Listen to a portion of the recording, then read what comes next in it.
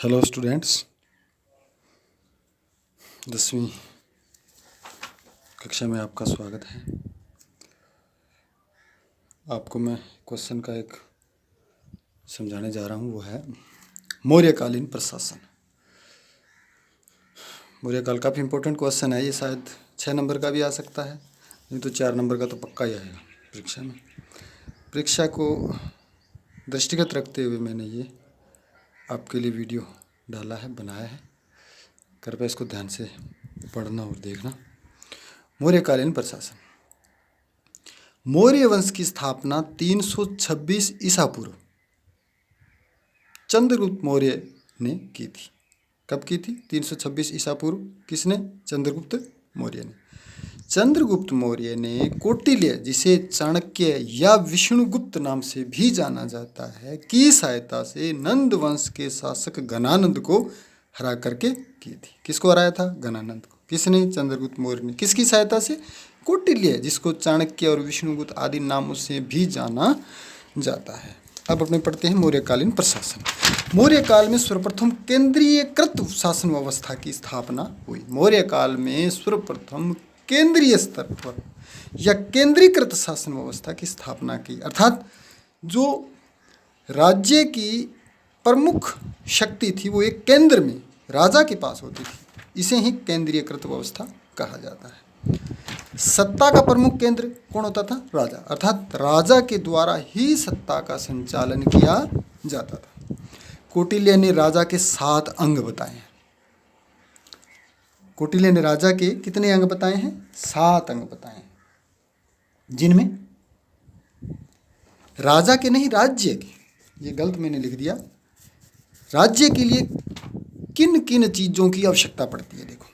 देखो यहाँ राजा ना होकर राज्य है। सत्ता का प्रमुख केंद्र राजा होता है। कौटिल्य ने राजा के 7 अंग बताए हैं, राज्य के 7 अंग बताए हैं। यहाँ राज्य होगा, जिनमें पहला राजा होगा, एक राज्य होगा, उसका का राजा जरूर होगा। दूसरा अमात्य होगा। तीसरा उसका एक जनपद होगा, उसमें अनेक जनपद होंगे। और फिर उसमें क्या होगा? एक राज्य की रक्षा के लिए या राज्य की जनता की रक्षा के लिए क्या होगा? दुर्ग अनिवार्य रूप से होना चाहिए। दुर्ग जिसे किला भी कहा जाता है। और राजा होगा, अमात्य होगा, जनपद होगा, दुर्ग होगा और कोष होगा, अर्थात धन भी राज्य के पास होना चाहिए।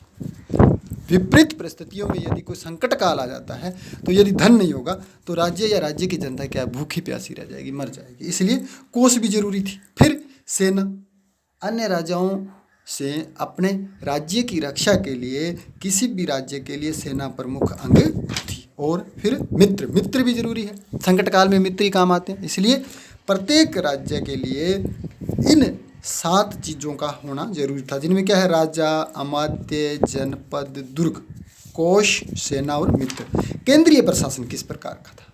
ठीक है, केंद्र में प्रशासन किस प्रकार का? देखो, कौटिल्य के अर्थशास्त्र, ये पुस्तक का नाम है। कौटिल्य की पुस्तक, जिसे चाणक्य भी कहा जाता है, विष्णुगुप्त की कहा जाता है, इसकी पुस्तक का नाम है कौटिल्य अर्थशास्त्र। और इसमें अर्थशास्त्र सुनने में तो ऐसा लगता है भी ये तो कोई अर्थ से संबंधित या धन से संबंधित पुस्तक होगी, परंतु ऐसा नहीं है। कौटिल्य के अर्थशास्त्र में मौर्य वंश की प्रशासनिक व्यवस्था की जानकारी हमें मिलती है। तो कौटिल्य के अर्थशास्त्र में 18 विभागों का उल्लेख है। केंद्रीय प्रशासन के अंदर कौटिल्य की पुस्तक में 18 विभागों का उल्लेख है, जिन्हें तीर्थ कहा जाता है। वो विभाग है, उन्हें क्या कहा जाता है? तीर्थ कहा जाता है। आगे देखो,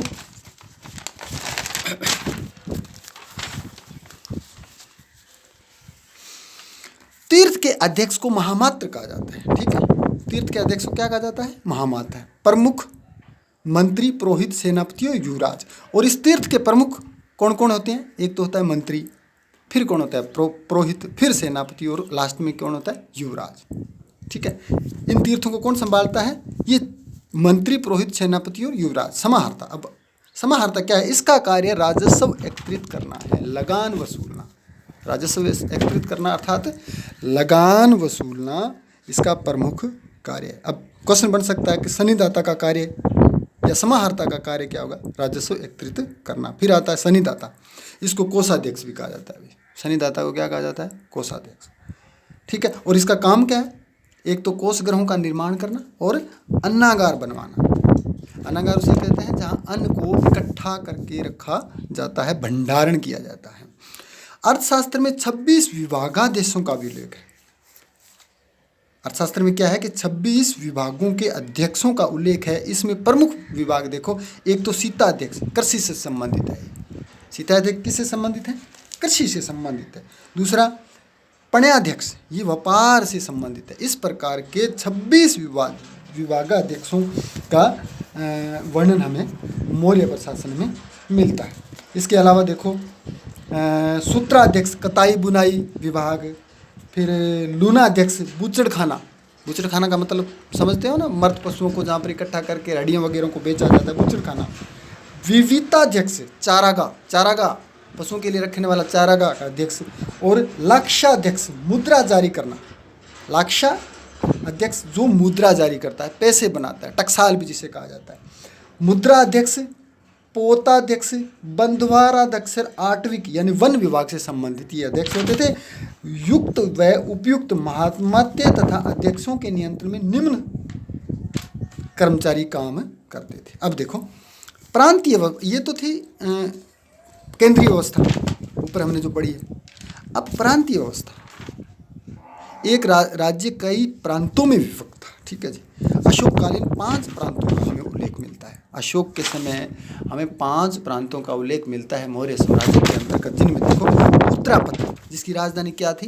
तक्षशिला। उत्तरापथ जिसकी राजधानी तक्षशिला थी। अवंती राष्ट्र उसकी राजधानी क्या थी? उज्जैनी। कलिंग तोसली, इसकी राजधानी कौन सी थी? तोसली। और देखो, और दक्षिणापथ इसकी राजधानी थी स्वर्णगिरी। और मध्य देश पाटलिपुत्र, इसकी राजधानी कौन सी थी? पाटलिपुत्र। अर्थात अशोक काल में मौर्य साम्राज्य इन 5 प्रांतों में विभक्त था। प्रांत विश्वों में विभक्त थे। प्रांत है वो किन में विभक्त थे? विश्वों में। विश्वों को हम जैसे जिला भी कह सकते हैं। अब जैसे भारत में 28 राज्य हैं, ठीक है, 28 राज्य हैं, और प्रत्येक राज्य में अनेक, हमारे भारत में 28 प्रांत हैं और प्रत्येक प्रांत अनेक जिलों में विभक्त है। उसी प्रकार इसमें प्रांत है विषयों में विभक्त थे, और जिले को विषय कहा जा सकता है शायद। जिले का प्रशासनिक अधिकारी स्थानिक होता था। जो जिले का कलेक्टर जिसको बोलते हैं, उसका जो स्थानिक अधिकारी वो क्या कहलाता था? स्थानिक, जो समाहर्ता के अधीन काम करता था। प्रशासन की सबसे छोटी इकाई मुखिया, प्रशासन की सबसे छोटी इकाई का जो मुखिया है वो कौन, क्या कहलाता था? गोप कहलाता था। प्रशासन की सबसे छोटी इकाई का मुखिया गोप कहलाता था। नगर प्रशासन, अब देखो ये तो ग्रामीण प्रशासन था, अब देखो नगर प्रशासन। मैगिस्थनीज के अनुसार, मैगिस्थनीज भी एक राइटर है, लेखक है, विचारक है। उसके अनुसार नगर का शासन प्रबंध 30 सदस्यों का एक मंडल करता था। मैगिस्थन की पुस्तक का नाम इंडिका है और चाणक्य की पुस्तक का नाम अर्थशास्त्र है। मैगिस्थनीज के अनुसार नगर का शासन प्रबंध 30 सदस्यों का एक मंडल करता था, जो 6 समितियों में विभक्त था। दोबारा देखो, मैगिस्थनीज के अनुसार नगर का शासन प्रबंध 30 सदस्यों का एक मंडल करता था। 30 सदस्यों का क्या करता था? एक मंडल करता था, जो 6 समितियों में विभक्त था। ये 6 समितियां कौन कौन सी थी? देखो, एक तो उद्योग और शिल्प समिति, उद्योग और व्यापार या शिल्प समिति। दूसरा विदेशियों की देख रेख करने वाली समिति, जो विदेश से आते थे उनकी देख रेख करने वाली समिति। तीसरा जन्म मरण का लेखा जोखा रखने वाली समिति। चौथा व्यापार और वाणिज्य समिति। पांचवा विक्रय निरीक्षण करना, विक्रय का जो माल बिक रहा है उसका निरीक्षण करना। और छठी समिति थी विक्रय कर संग्रह करना, जो वस्तु बेची गई है उस पर कर का संग्रह करना। ठीक है जी, ये क्या है? ये क्या थी? ये थी नगर प्रशासन की व्यवस्था। और सैन्य व्यवस्था देखो, सैन्य एक पृथक विभाग था, एक पृथक सैन्य विभाग था जो 6 समितियों में विभक्त था। ये भी 6 समितियों में विभक्त था। प्रत्येक समिति में 5 सदस्य थे। 6 समितियों में विभक्त था, प्रत्येक समिति में 5 सदस्य थे, तो कुल कितने होंगे? 30 सदस्य थे। इसके ये 5 विभाग की देखरेख करती थी। ये 5 विभाग है जिनकी देखरेख करती थी। एक तो पैदल सेना की देखरेख करती थी, दूसरा घोड़ा या अश्व सेना की, तीसरा हाथी सेना की, चौथा रथ व पांचवा नौसेना। न्याय व्यवस्था, अब देखो न्याय व्यवस्था। सम्राट न्याय का सर्वोच्च अधिकारी होता था। मौर्य साम्राज्य में न्याय का सर्वोच्च अधिकारी कौन होता था? सम्राट, यानी कि सम्राट न्याय का सर्वोच्च अधिकारी होता था। निचले स्तर पर ग्राम न्यायालय थे। निचले और अंतिम स्तर पर किस प्रकार के न्यायालय थे? ग्राम न्यायालय थे, जिसका मुख्य ग्रामीणी कहलाता था। निम्न स्तर पर ग्राम न्यायालय थे जिसका मुख्य ग्रामीणी कहलाता था। इसके ऊपर संग्रहण, द्रोणमुख, स्थानिक और जनपद स्तर के न्यायालय थे। इसके ऊपर देखो पहले क्या आएगा? पहले आएगा ग्राम न्यायालय, फिर आएगा जी संग्रहण, फिर द्रोणमुख, फिर स्थानीय और जनपद स्तर के न्यायालय होते थे। न्यायालय 2 प्रकार के थे भी। एक तो धर्म स्थलीय, धर्म सथ्य, इसमें धार्मिक रूप से निपुण व्यक्ति न्याय करते थे। पढ़ा लिखा इंसान हो, जो धर्म में रुचि रखता हो, चरित्रवान हो, धर्म में आस्था रखता हो, ऐसा व्यक्ति न्याय करता था। यह एक प्रकार का दीवानी अदालत थी। इसमें चोरी, डकैती, लूट आदि के मामलों का सुलटारा या निपटारा किया जाता था। इसको दीवानी यानी सिविल केस भी कह सकते हैं। और दूसरा है कंटक शोधक। इनको क्रिमिनल अर्थात फौजदारी अदालतें थी।